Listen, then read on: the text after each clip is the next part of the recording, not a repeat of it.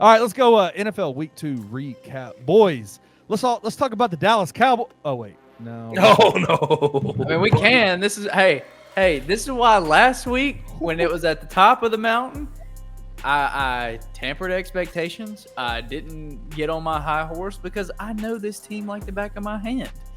They do something really good and then they do something really bad, and that's how it works. And I had flushed it before halftime, and I was fine with it. The damn Saints, though, putting the ass whooping like that on you. Good Lord! I mean, what it is. That Shanahan tree runs deep, man. If there's anybody that's ever on Shanahan's staff, take them as an offensive coordinator. Do it. Derek Carr's turning back the clock a little bit. Yeah. 5 touchdowns and 1 interception, 443 yards through 2 games. Also, Alvin Kamara. Yeah. It's been a rough couple of years, but it looks like he's back, man. 20 carries, 115 yards. Like I said, 4 touchdowns. Did he account for 4 touchdowns? I think. 4. Yeah. 4 touchdowns. 4. Yeah. That's a fantasy. That's a fantasy owner's freaking dream. Yeah, that was Shanahan's good, and anybody that comes from him is good. And Clint Kubiak called a great game. But week two was really kind of the week of the upset. I think 3 of the biggest 4 favorites were upset this week, and that's not including the Cowboys in that, because I think they were up there as well. But the Vikings beat the 49ers with Sam Darnold at quarterback and Justin Jefferson for like 60% of the game. The Raiders, who were the biggest underdogs of the week, beat Baltimore, and Baltimore continues to just look incompetent offensively. I don't care what anybody says about 2-time MVP Lamar Jackson. He has looked horrible to start the season.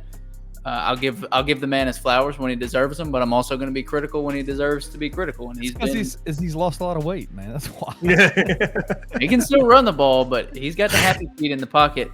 And then once again, I don't know why we continue to be surprised by this, but the Buccaneers, are 7.5-point underdogs, go into Detroit and beat the Lions. So it was really that was really the story of the week. Yep, was the upsets, and there were some good games. The Vikings over the San Francisco 49ers was the most surprising to me, though. The Ravens looked so out of sorts offensively in week 1 that I thought that, like, okay, maybe there's this outside chance that they sort of screw around with the Raiders. And every time you get like an 8.5-point favorite, like that big of a favorite in the NFL, you start thinking to the other side. You're like, are the Raiders going to stick in this thing? Because it feels like they're begging me to take the Ravens when you have that big of a line. But I do want to warn people. My thoughts about Sam Darnold are going to be way more tempered than a lot of people. They have to be. Other people praising the shit out of him, man. And he's been good. Don't get it twisted. He is taking an offense that lost Kirk Cousins, stepping in, doing great work through 2 weeks. But everyone seems to have a short memory, because I don't know if you remember this, Christian, but 2021, when Matt Rule brought in Sam Darnold to quarterback the Panthers, they started 3-0, and he started with a 6 TD to 1 interception, TD to INT ratio. So I just want this thing to age a little bit farther before we start crowning Sam Darnold as the next Baker Mayfield that has been resident. You know what I mean? Let's take a little bit of time with this thing. Yeah. I don't fully disagree with that, because it was the same. It was the same thing with Geno Smith. Like, it took so long for a lot of people to be like, okay, he's actually playing very well this year. Yeah. And so 2 games is just not a big enough sample size. But at the same time, you can only go off of what you see right now. He's doing replicable things. I can give him that. Yeah, and here was the biggest thing with Carolina. What did he have that no one else had? Christian McCaffrey. How much easier does that make it? Does that make it to be a quarterback in the NFL? Much, much easier. Not only when you have a guy that you can turn around and hand the ball off to 20 times a game and he can single-handedly carry a team, but when you can when you can have a check down go for 10 to 15 yards on pretty much any time you want to, it helps out a lot. And a lot of what he did in Carolina was within that 6 to 7 yard per attempt. He was a lot of short throws. His down the field passing has looked good, and I think that's what I've been most impressed with. And the 97-yard touchdown to Justin Jefferson is automatically where you go. Yep.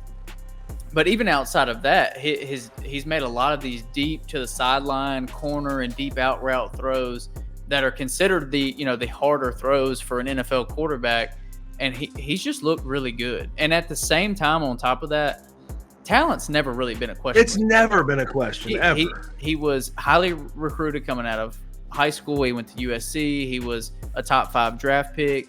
The pedigree and the talent were there. It was always the confidence, because when you start with the Jets, with who the Jets were at that time, it's tough. And then scheme. And right now, it makes sense that he would have more confidence. He just sat behind Brock Purdy for a year in San Francisco and learned from Kyle Shanahan, who is one of the greatest offensive minds that's ever come through the NFL.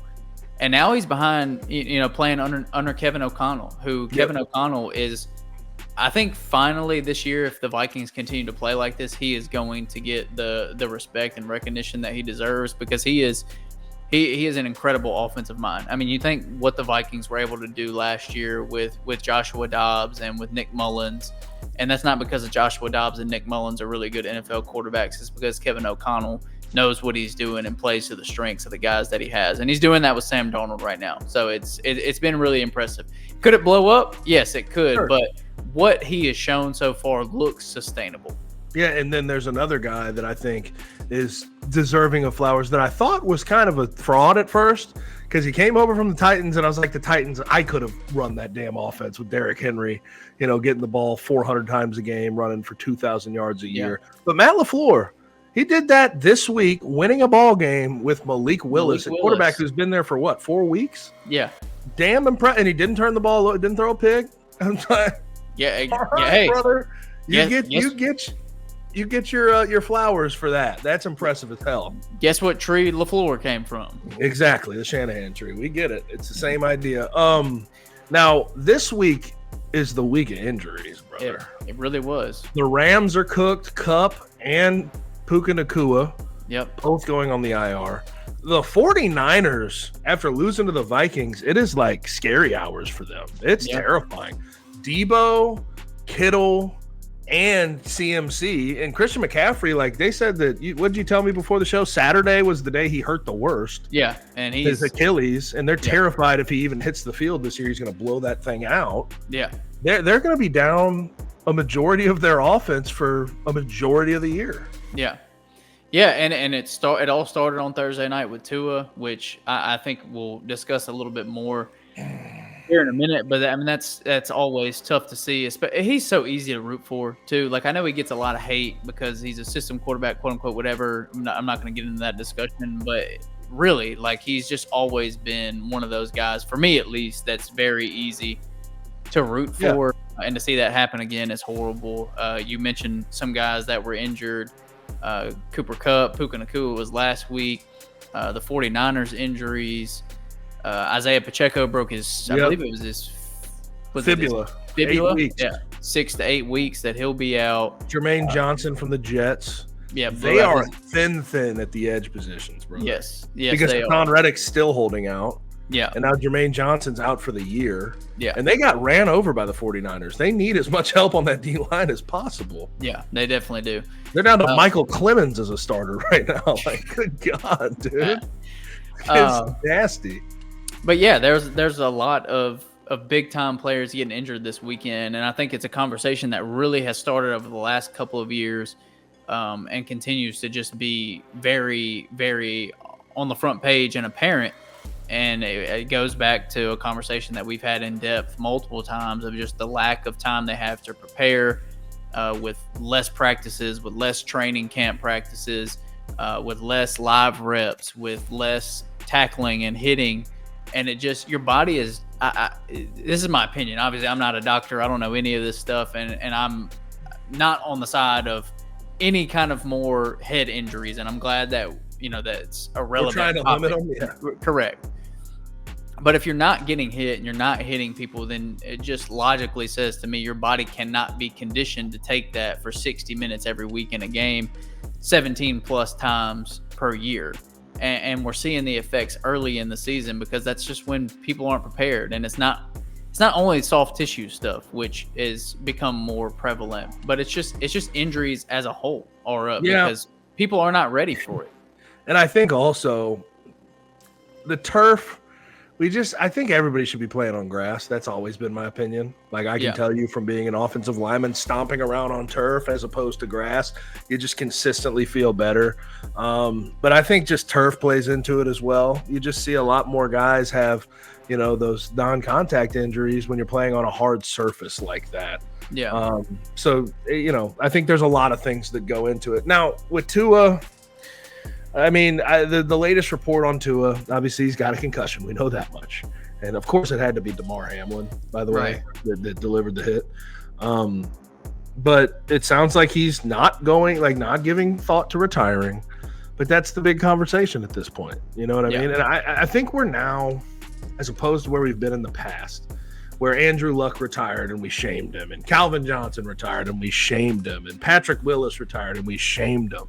It's like you're going out at the peak of your powers and you're leaving behind a franchise and teammates that need you. They've been shamed like that in the past. I think we're now at a time in society, especially with Tua, where most people would just sort of pat him on the back and say, you made the decision for your family and your future. And no one would lose their mind. Maybe a couple of Dolphins fans, but who cares? I think most of the football watching society that takes in the National Football League would respect his decision. And it hasn't always been that way in the past.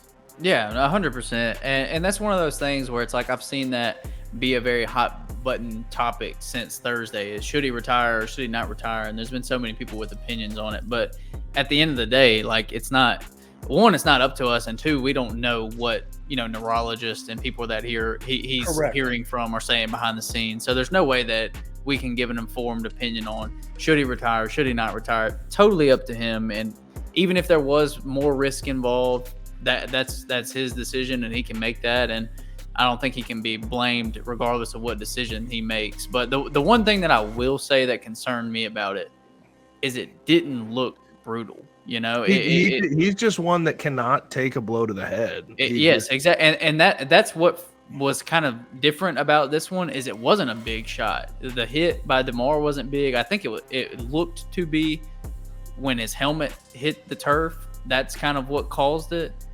But that happens every week. Just a hit. Your helmet hitting the turf. That just happens when you get hit. It didn't look like a hit that would cause a concussion. And for me, that is the only thing. Me and my friends were watching, and that's what we were saying during it. It was like that does not look like a hit that causes the fencing. The locking up, which is typically like big explosive hits, and you're like, oh my gosh, that was terrible. Well, like the one where he sort of curled up a couple of years ago, where he got slammed on his head, like that looked brutal. Right. This one was just pretty standard. Diving. We love UFC on the Bluff, right? Like, and we watch some of the we've been watching it so long. We've seen some of these athletes that have been able to take punches at a obscene level during their prime, like Chuck Liddell being a main example of it, right? Like this guy could get hit in the head with a baseball bat and would be fine. By the end of his career, by the time he had accumulated so many shots, he got knocked out by Rich Frankfurt with a look at him right now. I mean, like if you do some of those guys pre-fighting and then post-fighting, like they're slurring their speech and they can't talk the same. They pause a lot. They don't say the right words when they don't have it. And that's what concerns me about this Tua situation is y'all are right. It didn't seem like it was a hit that should have created that much of an impact. But maybe it's an accumulation of. It's easier to get another concussion once you get one. Once you get one, it's easier to get. Your brain doesn't completely heal. Like you hear guys talk about, man, you get knocked out. Like Justin Gaethje got knocked out by Max Holloway. He hasn't fought in months because he said he hadn't even sparred in months. And like the problem is, like every time Tua goes down, it's severe. It's not like, oh, bell's rung. He was stumbling. It's visible. Bell's rung. He is unconscious. And his fingers and his arms are curling up. Like that's a severe traumatic brain injury. Right. Scary. And I think Nick Saban said it right though. Ultimately, Nick Saban said, "Listen to your medical professionals, talk to your family, weigh your options, and make your decision. It's your decision to make. 100%. Don't let anybody else sway it. It should be the Yeah. doctors and your family helping you make this decision. That's the truth of it. I've seen a lot of people give him advice. I even think Antonio Pierce, the Raiders head coach, went as far to say is he should retire at his presser. And he's a former football player, so he understands and I take his word at its value. Like I truly believe he means that, and he means well by saying that. Right. But in the end of the day, all of those voices don't mean anything compared to your family and the medical professionals that are taking care of you. Absolutely.